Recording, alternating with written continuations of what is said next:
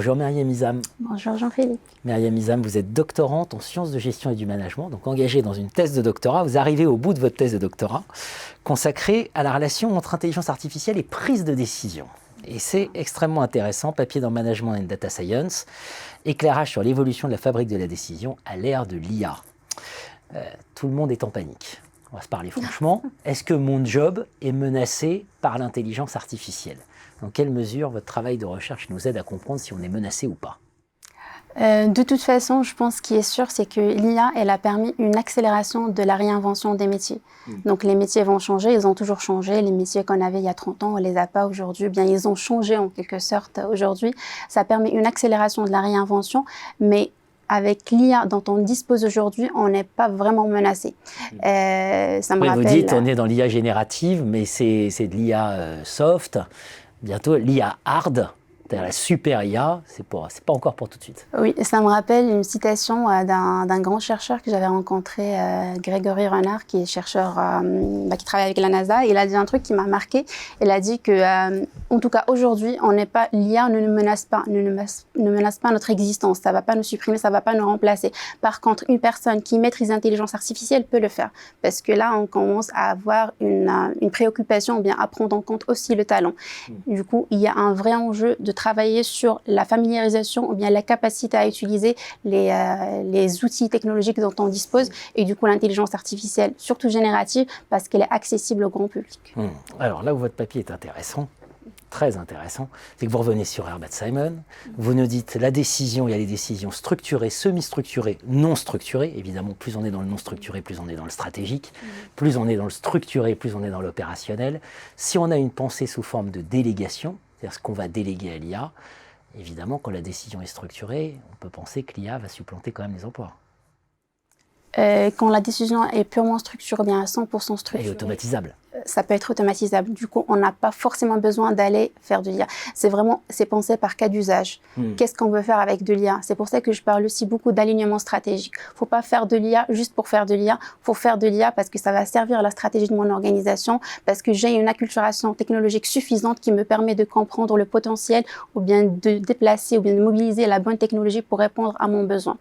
En ce qui est de la délégation de la prise de décision, il y a aussi plusieurs courants. Il y a des personnes qui vont préférer avoir une IA qui les augmente, d'autres qui vont carrément préférer la symbiose en machine. Donc, quand on parle de la symbiose en machine, c'est-à-dire une réinvention aussi des métiers et des modes de collaboration. On parle des équipes de travail qui vont être un peu mixtes, hybrides avec l'intelligence artificielle. Est-ce qu'aujourd'hui, on est prêt à accueillir ou bien à collaborer avec un collaborateur, ou bien avec un collègue qui est virtuel, une intelligence artificielle qui vient nous augmenter? Vraie question, vraie question. Alors, pour reprendre mon point de départ, les emplois menacés, pas menacés? Il y a plusieurs manières de l'aborder. Pas évoquer les enjeux éthiques, on en parlera un autre moment. D'accord. Mais menacés ou pas menacés? Si on aborde... imaginons qu'un métier est composé de plusieurs compétences. Je reprends l'idée que j'avais lue dans un papier récemment, c'est qu'un métier il est composé une combinaison, des pourcentages différents de 4 compétences. On a des compétences qui seront mécaniques, des compétences qui seront analytiques, des compétences intuitives et des compétences empathiques. Ce qui est clair, c'est que les compétences mécaniques, ils sont facilement délégables à l'IA parce qu'ils ne demandent pas en quelque sorte, c'est assez structuré. Donc, c'est facilement délégable à l'IA. Des compétences analytiques aussi, dans une certaine limite. Et plus on passe à l'intuitif ou bien à l'empathique, ça devient un peu plus compliqué à passer à une intelligence artificielle.